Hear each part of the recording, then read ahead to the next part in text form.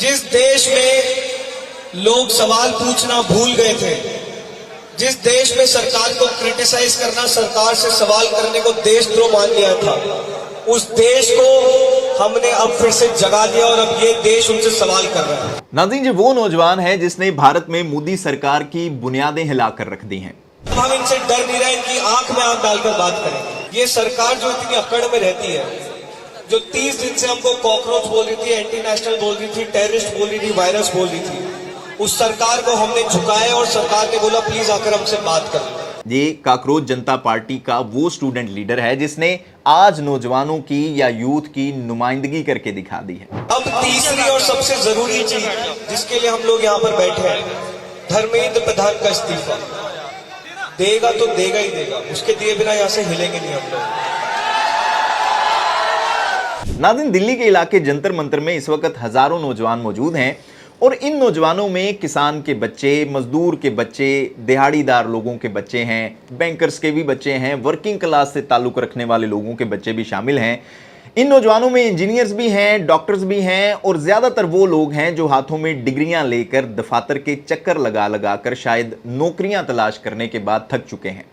नाज़रीन, इस 30 दिन से जारी एहतजाज में क्लाइमैक्स तब आया था जब दिल्ली में अपने हकूक के लिए एहतजाज करने के लिए आए काकरोच पार्टी के चंद नौजवानों को पुलिस ने वहां से डंडे मारकर भगा दिया। मीडिया के ऊपर लोग हंसे कि ये हैं जी आज के नौजवान, ये लाएंगे इनकलाब। लेकिन फिर एक उम्र रसीदा शख्स सोनम वांगचू ने इस जगह पर भूख हड़ताल का कैंप लगाया और 15 दिन तक वहीं पड़ा रहा, जिसके बाद पूरे मुल्क की यूथ ने दिल्ली का रुख कर लिया।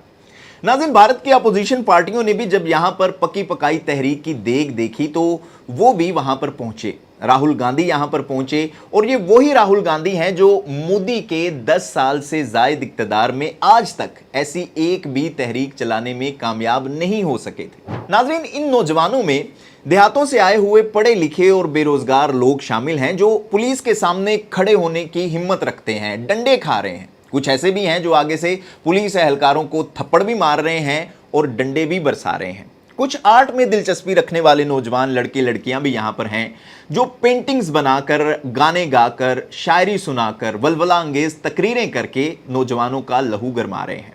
दिल्ली और मुंबई के शहरी इलाकों से ताल्लुक़ रखने वाले ऐसे नौजवान लड़कियां लड़के भी हैं जो गानों पर रक्स कर रहे हैं।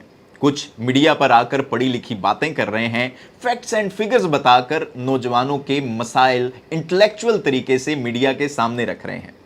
यहां एक नौजवान ऐसा भी आया जिसको पुलिस ने जब डंडे मारे तो वो रोने लगा और दिल बर्दाश्ता हो गया। लेकिन शायद ये वो नौजवान है जिसे बचपन से ही मैनर्स सिखाए गए होंगे कि बेटा किसी पर हाथ नहीं उठाना, बात से एक दूसरे को कायल करने की कोशिश करनी है, कानून को कभी हाथ में नहीं लेना। मतलब हर तबके से ताल्लुक़ रखने वाला, हर रंग, हर नस्ल, हर मज़हब से ताल्लुक़ रखने वाला नौजवान जहां पर मौजूद है और अपने अपने मिजाज, तरबियत और जज्बात के तहत वो अपने हकूक़ के लिए यहां पर खड़ा होता हुआ आपको नज़र आ रहा है।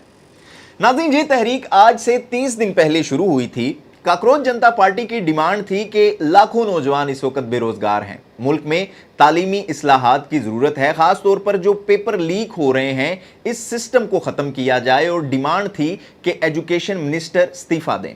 लेकिन दिल्ली में पार्लियामेंट के करीब जंतर मंतर के मुकाम पर जिन चंद नौजवानों ने इब्तदा में एहतजाजी कैंप लगाया था, इसे मोदी सरकार ने ताकत का इस्तेमाल करते हुए उखाड़ फेंका, डंडे मारे गए, गिरफ्तार किया गया। नाज़रीन, ये सब कुछ होता हुआ लद्दाख से ताल्लुक़ रखने वाला भारत का एक मारूफ इंजीनियर और तालीमी इस्लाहात का हामी समाजी कारकुन सोनम वांगचू भी देख रहा था। और फिर वो आगे बढ़ते हैं और इस एहतजाजी कैंप को वो भूख हड़ताल कैंप में तब्दील कर देते हैं। कोई शोर शराबा नहीं होता, खामोशी होती है। और ये वही सोनम वांगचू हैं जिनका किरदार 3 इडियट्स में आमिर खान ने फुनसुक वांगडू के नाम से अदा किया था। और ये पूरी फिल्म 3 इडियट्स सोनम वांगचू की ऑलमोस्ट लाइफ स्टोरी या लाइफ स्ट्रगल थी। नाज़रीन, सोनम वांगचू 15 दिन तक भूख का मुकाबला करते हैं, खामोश रहते हैं, कुछ नहीं बोलते, मौत की कश्मकश में यहां पड़े रहते हैं। लेकिन उन्होंने खामोशी से पूरे भारत के नौजवानों को झंझोड़ कर रख दिया। फिर मुल्क भर से नौजवान जहां पहुंचने लगते हैं जंतर मंतर में, और देखते ही देखते ये एहतजाज जो पहले वजीर तालीम के इस्तीफे तक महदूद था, अब मोदी के इस्तीफे की मांग तक पहुंच चुका है। और ये नौजवान अब पार्लियामेंट की तरफ पेशकदमी शुरू कर चुके हैं। नाज़रीन, पुलिस इन्हें रोक रही है, डंडे मार रही है, गोलियां चला रही है, आंसू गैस के शेल भी बरसा रही है, लेकिन ये पेशकदमी करते हुए आगे बढ़ते जा रहे हैं और भारत में अब श्रीलंका और बांग्लादेश की तर्ज पर हुकूमत की तब्दीली के आसार भी वाज़े तौर पर नजर आ रहे हैं। नाज़रीन, जहां जब गोदी मीडिया के नुमाइंदे पहुंचते हैं नौजवानों के इस एहतजाज में, वो उनको भी आईना दिखाते हैं। किसी ने मुंह से बात करके इनका जवाब दिया और फिर किसी ने इन रिपोर्टर्स को थप्पड़ भी मारे।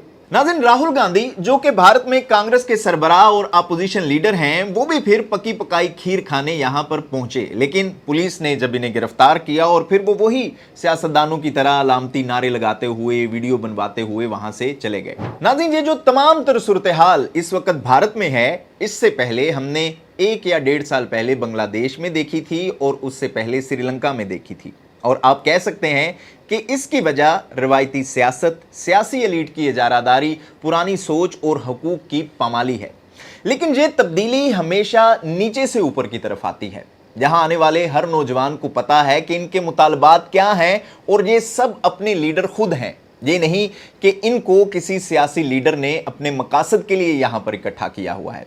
नाज़रीन, हमारे इस पूरे खित्ते में ये जो हालिया तब्दीलियां आई हैं, यानी कि 3 मुल्कों में, इसकी बड़ी वजह सियासत का एक फरसूदा निज़ाम है जो पिछले 70 या 75 साल से यहाँ पर चलता आ रहा है। वही पार्टियां, वही चेहरे, वही खोखले नारे। अवाम इनकलाब, तब्दीली और जमहूरियत के नाम पर सड़कों पर तो निकल आती है, लेकिन सियासी एलीट फिर अपना मुफाद हासिल करने के बाद अवाम को मामू बनाकर खुद इक़्तिदार में आ जाते हैं और इसी सिस्टम का हिस्सा बन जाते हैं जिस सिस्टम के खिलाफ वो लोगों को गाइड कर रहे होते थे या उन्हें सड़कों पर मारे खाने के लिए ला रहे होते थे।